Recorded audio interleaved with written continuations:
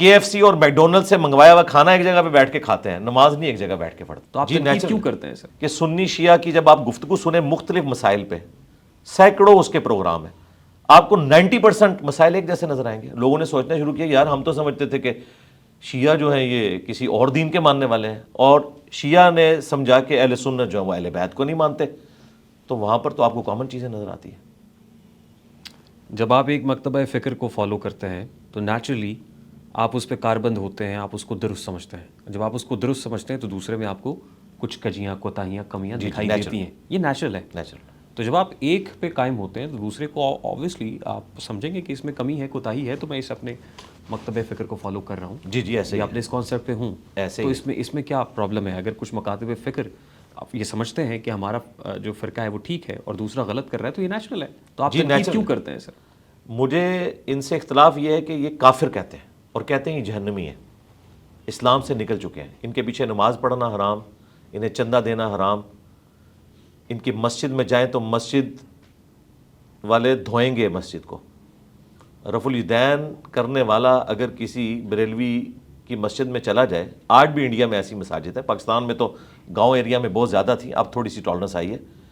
اور کتابوں میں تو ان لوگوں نے لکھا ہوا ہے کہ ایک دوسرے کی مساجد کو انہوں نے کہا ہے کہ عبادت گاہیں ہیں، یہ مساجد نہیں ہیں. یہ اختلاف ہے. اگر یہ علمی اختلاف رکھتے نا اور کہتے کہ ان کا موقف ان کے نزدیک زیادہ بہتر ہے، ہمارے نزدیک یہ موقف بہتر ہے، لیکن ہم ایک دوسرے کے پیچھے نماز پڑھیں گے، نکاح طلاق کے معاملات بھی ہمارے آپس میں چلیں گے، خوشی غمی پہ بھی ملیں گے، ایک دوسرے کو کافر نہیں سمجھیں گے، کو ایگزسٹ کریں گے جس طرح کے ہمارے پولیٹیشنز کرتے ہیں. شادی بیاہ کے موقع پہ آپ کو P T I, known league, Jamaat Islami, سارے سیاستدان ایک جگہ ہنستے مسکراتے ہوئے نظر آئیں گے، تقریریں ایک دوسرے کے خلاف کریں گے، لیکن جب ان کی خوشی غمی ہوتی ہے تو سارے ایک جگہ پہ جمع ہو جاتے ہیں. لیکن فرقوں والے ایسا نہیں کرتے.